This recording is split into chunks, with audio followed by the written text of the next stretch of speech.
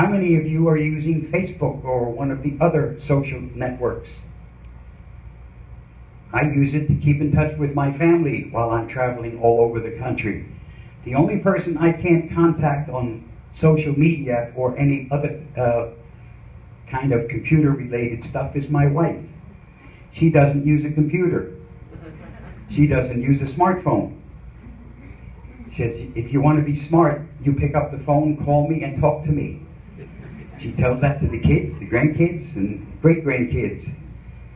So my wife is totally computer illiterate, and she's married to a geek. I guess that's what's made it last for the last 53 years. When you get ready to start your account on a social media or any network, any help forum, whatever, where you have to set up an account, start it off with a strong password. And a strong password is made up of a combination of small letters, capital letters, numbers, and symbols. Mix them up.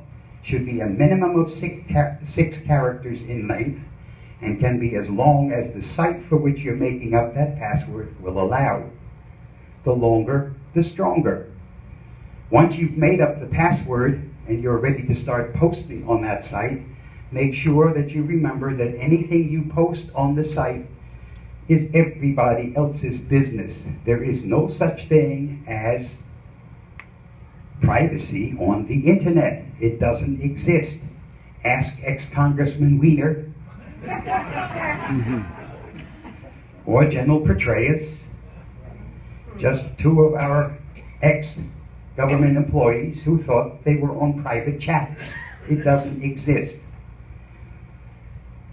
This young lady posted this while she was on vacation in Europe, and when she got back home, found out she no longer had a job as a teacher. That's not the kind of thing you want to relay to your pupils. If you get a notice while you're on Facebook or through the emails or whatever that you have just been the lucky winner of Bill Gates's contest, and all he needs is some information so he can transfer the money to your bank account, please don't believe that, because what you're doing is you're sending the information to the crook so he can empty your bank account, okay? Bill Gates does not give away millions to individuals. He gives them away to charities. Neither does anybody else. In case you're interested, the Nigerian scam still flourishes, and it's been around forever, because people think by sending away $300 they can get $3 million. It just doesn't happen. But you will have an empty bank account. Remember that when you set up your account with Facebook, your privacy settings, if you use the default settings, that's there for them to make as much money from the information you're sharing as possible. So if that's how you set it up, go back in and uncheck all the things that you do not want to share with Facebook or any of the other ones, okay? This proves that there's no such thing as privacy on the internet. There hasn't been since 2007. That's when the NSA started to monitor everything that you and I do on the internet, on our smartphones. So privacy doesn't exist. It's possible that even though you don't have Avast installed on your computer, that while you're in Facebook, you could see this pop up. And it simply means that Avast blocked an infection from getting to you within Facebook, and they would like now for you to install the free version. We protected you once, we'd like to make that a permanent thing. Third-party applications. If you install them in Facebook, you're automatically sharing all of your information and all of your friends' information with that third party. Many of them go one step further. You have to give them permission to post on your behalf whatever they would like to post, and people will think you've actually posted something that didn't come from you. So if you see things in Facebook that supposedly came from you, it's probably because you have a third-party application installed, and part of the agreement was that you allowed them to post on your behalf. Almost all games available within Facebook are also available outside of Facebook. If you play them outside of Facebook, you just play a game. If you play them inside of Facebook, you're sharing your information and your friends' information. So if you want to play a game, do it outside of Facebook.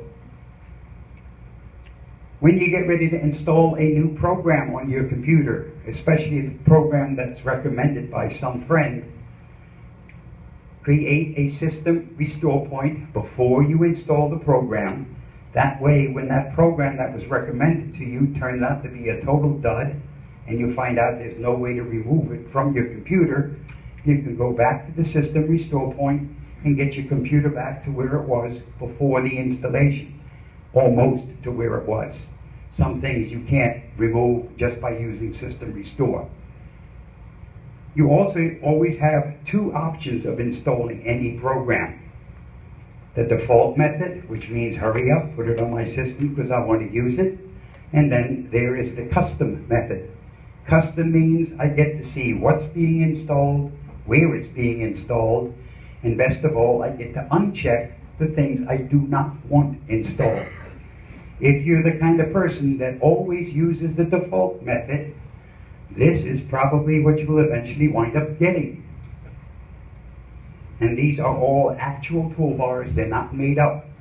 But anytime you install a program, it has something in it you really don't want, but you didn't pay attention, this is how it winds up getting to your browser. A browser that has that many toolbars on it will probably take you a half an hour to load. And once you've loaded it and you want to go to a website, how are you going to display it? There isn't any room for anything. It will also totally slow down your operating system. These things always take overhead. So always use the custom method of installing any program. And I emphasize any. I don't even install Avast unless I use custom.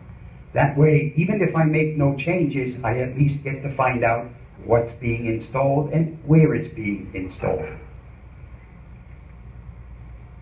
Top 5 phishing email subjects. If you get an email, I don't care who it's from, your best friend, a relative, or a company you do business with, and you find one of these things in the subject line, I can pretty much assure you it didn't come from who you thought sent it to you. Their email has been hijacked and it's now coming from a spammer.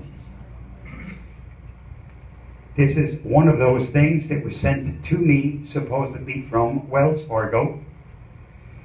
Told me that they had some discrepancy in the information that I have posted in my account, and I should just click here and then fill out the questionnaire that popped up so that they can bring their records up to date. Anytime you see a descriptive link, which means it's not the actual link, but just something like this, which says click here, hover your mouse on top of that descriptive link, and then on the bottom left, you'll see where this is going to take you once you click on it. You don't have to be too smart to figure out that this has nothing to do with Wells Fargo.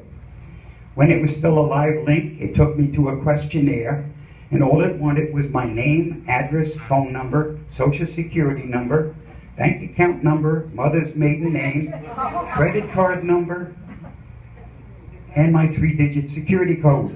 Not too much information, just a little bit.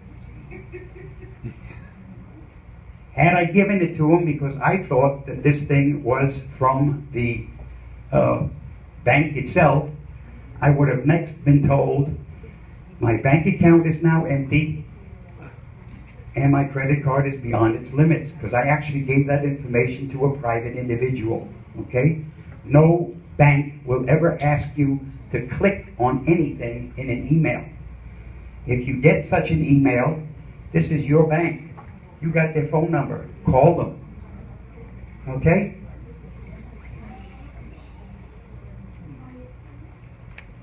Close the door, ladies.